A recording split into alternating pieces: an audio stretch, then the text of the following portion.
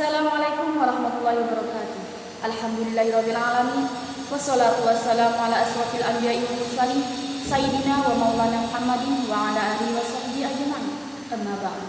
Yang saya ta'zimi pengasuh Pondok Pesantren Zainul Hasan Gindo, Yai Haji Hasan Mutawakkil 'ala Allah SHMM.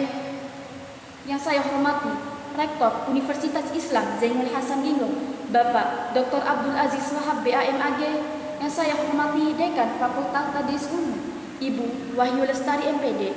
Yang saya hormati Kaprodi Tadris Matematika, Ibu Eka Rahayu MPD. Dan yang saya hormati dosen pengampu mata kuliah Bahasa Indonesia, Ibu Wahyu Lestari MPD. Baik, pada kesempatan kali ini saya akan membahas mengenai materi kata.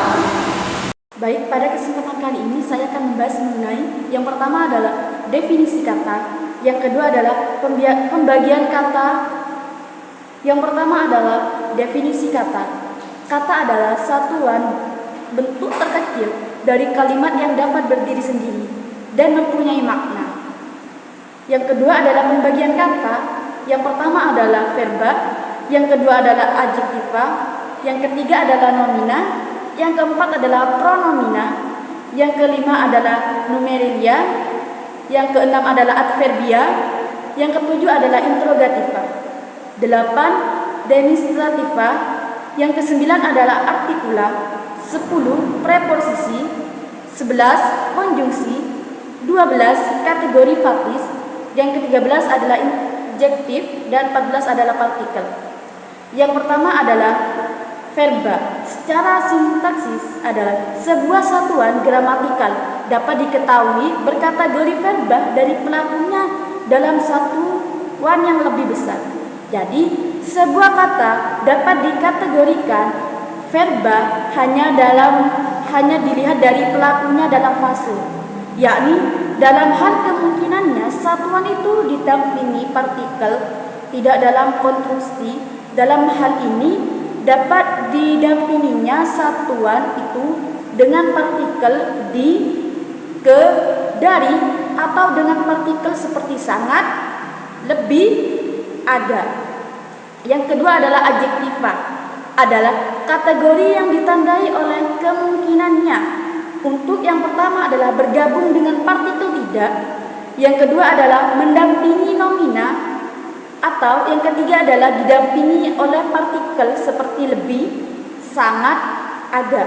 Yang keempat adalah mempunyai ciri-ciri morfologis. Yang kelima dibentuk menjadi nomina dengan konflik ke an. Untuk yang ketiga adalah nomina. Nomina atau kata benda adalah kelas kata yang mengatakan atau yang menyatakan nama dari seseorang, tempat, atau semua benda dan segala hal yang dibendakan. Kata benda dapat dibedakan menjadi dua.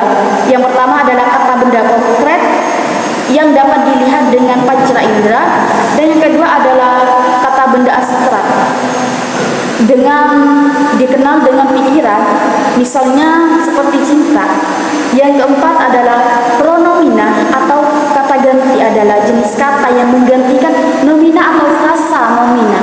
Contohnya adalah saya, kapan, ini. Yang kelima adalah numerilia atau kata bilangan, adalah kata yang menyatakan jumlah benda atau jumlah kumpulan atau urutan tempat dari nama-nama benda.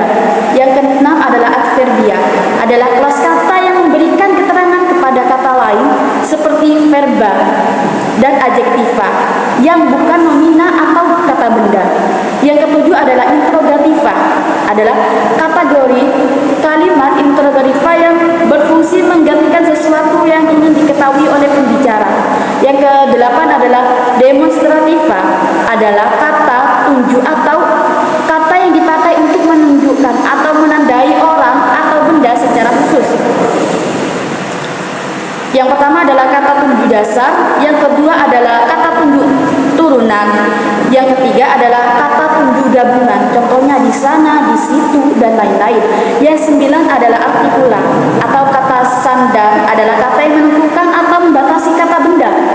Kata sandang pada umumnya terletak di depan sebelum kata benda.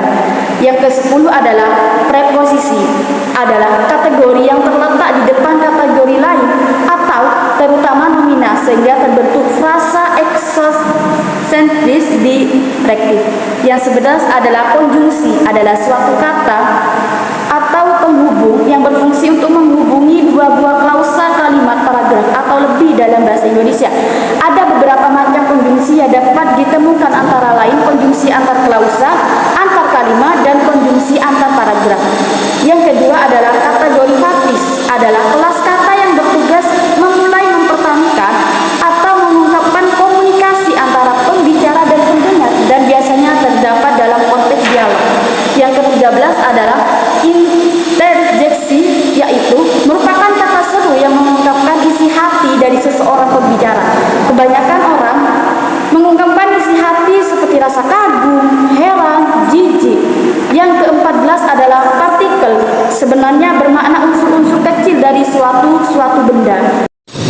Baik, itulah beberapa materi yang bisa saya sampaikan pada kesempatan kali ini. Semoga videonya bermanfaat bagi kita semua. Dan sampai jumpa di video selanjutnya.